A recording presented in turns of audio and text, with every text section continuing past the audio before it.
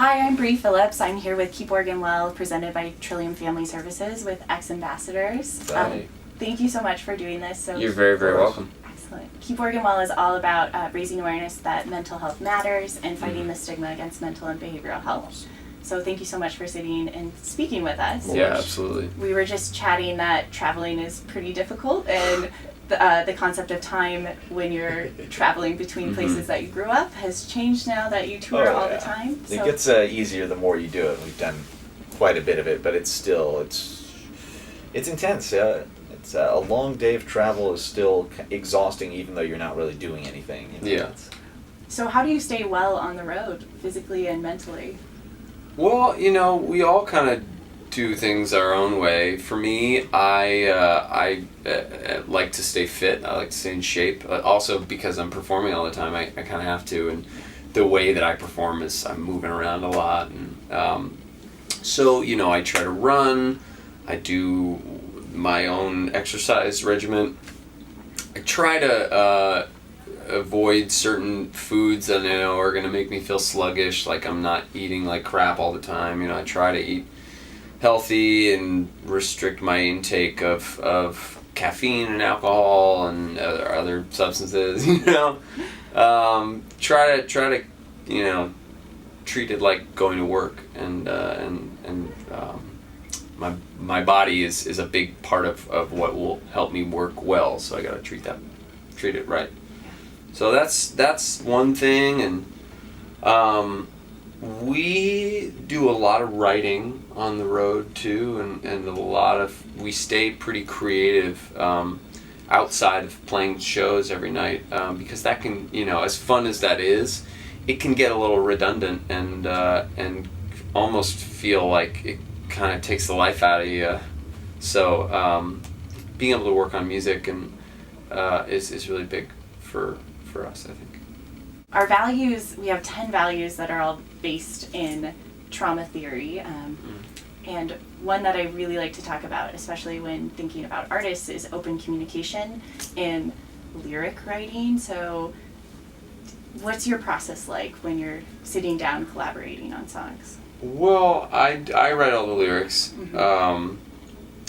And for me, it kind of, it changes. It changes constantly. Sometimes I'm really meticulous, and I write the words out before. I have to make sure everything makes sense and tells a story, and other times I just kind of I'll mumble stuff in a melody and figure out what those words I'm saying are, even if they don't make sense, and just kind of put them on the page and then kind of work from there.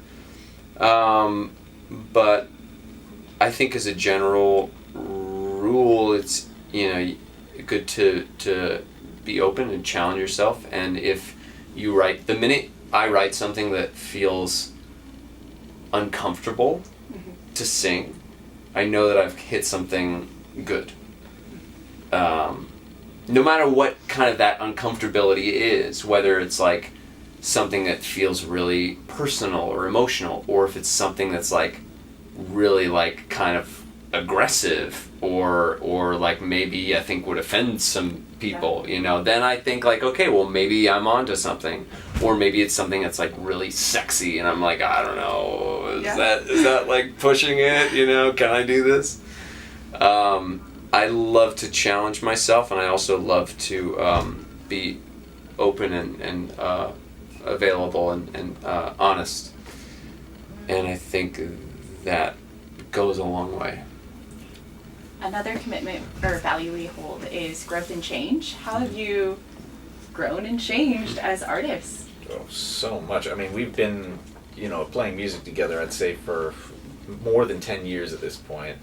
I mean, us too, of course, because we're brothers, played music with each other growing up, on and off, so for ages and ages, and it's hard to put into words, but it's astonishing when we look back on where we've been, and how we used to write music, and how we used to organize shows, how we used to have to book ourselves under a fake booking agent or a fake manager's name because we didn't have a real manager, and just every show was, was a disaster back in the day. It was, be like, 10 people there, if that.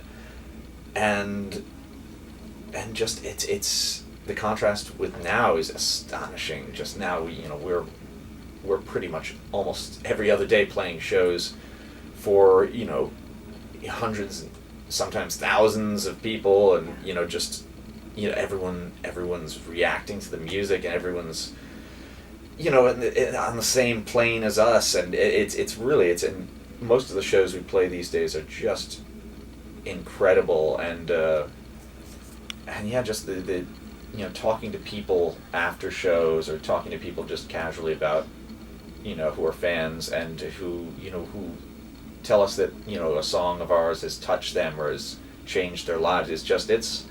That's the most incredible thing to me. That's the most humbling and biggest change I think I've noticed since, we've started to become successful, is hearing those stories.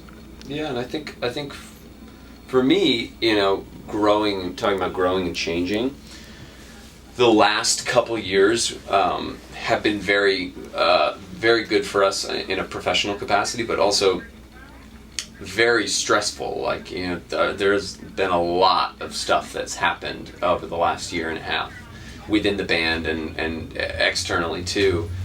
And what's happened is that, I was pretty career focused before all of the success with this record happened, and I was like desperate for that break, for us, and was working so hard. That was my main focus. And now that it's started to happen, and I've been able to like kind of really understand, and there have been disappointments and pitfalls, and we've had bumps in the road along the way, even though it has been generally a very, very successful and upward trajectory. It's been nice to be able to remember why we do this. Yeah. And it's because we really love what we do, and we love making music. At the end of the day, you're always going to be plagued with those stresses of whether what you're doing is relevant, or if it's going to make you money, or if you're going to be able to come up with anything good anymore. All that matters is that you are satisfied with what you're doing in that moment and what you have made. And it's the hardest, most fundamental lesson to learn, and it's something I think I'll struggle with for the rest of my life, but it'll be a valiant struggle, and something that I would rather pursue that than worry too much about our career. Thank you so much for You're sharing so welcome. and Absolutely. opening up for us.